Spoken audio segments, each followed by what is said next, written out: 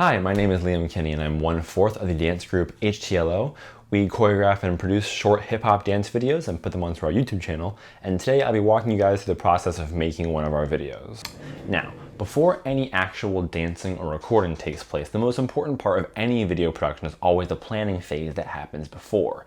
For us, this involves picking a song. So that'll go one of two ways. Either one of us will already have a song that we want to dance to, or we'll all sit in a circle and try to figure out what song we want to dance to together, which always takes forever. Next up is always location hunting. So we'll either have a location in mind, or we'll all pile into a car and drive around trying to find a good backdrop for one of our videos. After we've settled on a song and a location, we usually break the song up into chunks that we want to choreograph to. And so for example, our most recent video, Watermelon Sugar, we actually created a table. One half had lyrics of the song and the other half had a shot that we wanted to happen during that lyric. And this made it just really easy for us to kind of visualize the video before it was even shot yet and to know exactly what we wanted during every specific part of the song. So this is a table that we use to plan out Watermelon Sugar. So if you see on the line, I'm just thinking out loud, I don't know if I could ever go without, we describe the camera panning out to reveal me and Owen, and the choreo would continue moving forward and we get into the formation HTLO in that line. So we would have the lyrics of the song happening here, and we would describe exactly what we wanted to see in the video happening on this side.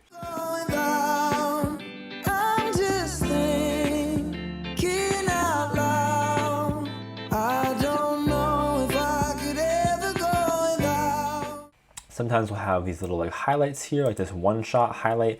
So everything that was in these green highlights mean it was all one continuous take. And this just helped us, again, plan out the camera movement and what we wanted to see from the video. Next part's the dancing. We usually come to the studio with choreography ideas, or we all work together at the same time to choreograph our piece. And we usually try to do the transitions, the camera angles, and the camera movement during this time. So we choreograph every part of the shooting process. So the dancing, what's happening in front of the camera, and what the camera is doing. So it's how it's moving around. And this makes everything, again, easier on shoot day. You always want to plan for a really easy shoot day. But this is usually the most fun part of the process because I'm working with my friends and we always just have a really good time choreographing and joking around in the studio. And yeah, we just have a blast with it. Once all the choreography is done, we run the dance over and over and over again until it's perfectly ingrained in our memories that we're ready for shoot day. So this is where all that planning comes into play and really helps us. So since we already have everything mostly planned out, we can get along without being too distracted, but there's always some shenanigans that always happen. For cameras, we basically had two DSLRs, which are the traditional when you think camera, that's what we have. One of which I'm using to film this video right now. And then we also have a bunch of GoPros, and by a bunch I mean we have two because we're not rich, but the GoPros we set up in different areas in the location to try to get coverage from other angles. So this makes shooting a lot more efficient because we have multiple camera angles all recording the same take, so we only have to do that section of the dance once or twice usually, and then we have the shot. And then for our main camera, we usually put one of the DSLRs on a gimbal. And a gimbal is something that makes the camera really steady. And so when you're moving the camera and all shaky, you can be flinging your arms around, but the camera's staying pretty steady all the way through. So we have one of those, and that's our main camera. So that's what we have filming the main part of the dance, and the GoPros are these still shots elsewhere. And so having all this coverage makes it really easy to edit afterwards, because then you can cut back from a shot that we were shooting on the gimbal right to a GoPro shot and nothing has changed except for the camera angle because everything was happening at the same time. Does that make sense? I feel hopefully that makes sense. A lot of the time I'm the one who ends up being in charge of what we call B-roll, and B-roll is basically just anything besides dancing. So dancing is the A roll, and then cinematics or nature shots is what we call B-roll. So usually I just grab one of the DSLRs and we go out and I film grass or water or something, just stuff that makes the video look prettier basically. On shoot days we can't control everything, like the weather sometimes. So on our first day of shooting for Watermelon Sugar, the clouds are all out and it was super gloomy and we didn't like the natural lighting that was coming out of that day, so we decided to call it a wrap and we met another day and then we filmed when it was way sunnier outside.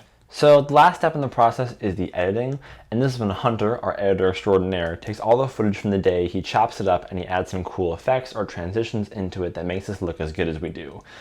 Here at HTLO, we use the Adobe Premiere software, which I think is the best editing platform on the market right now. It's a little pricey, but I do think it is worth it. And you can get a student discount a lot of the time as well. But the editing process is super long and very tedious. Hunter will send us drafts, we'll send him back some notes, and then eventually we'll end up with our fantastic finished product. And after we upload the video to YouTube, we'll usually publicize the video on Snapchat and Instagram to try to get the word out. And that's basically it. It took us a long time to figure out what process works best for our group. HTLO has been a work in progress for about 3 years now, and we're still figuring out some stuff as we move along. We started small with our phones, an old bad laptop that could barely run the editing software that we use, but I think what we've always had is a certain love for dance.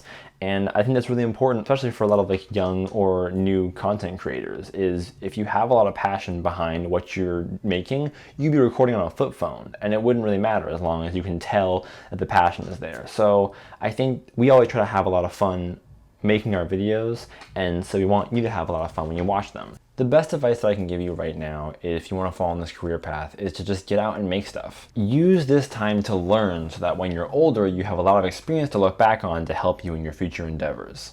Thanks for listening, and go subscribe to our YouTube channel if you want to see more of the stuff that we do.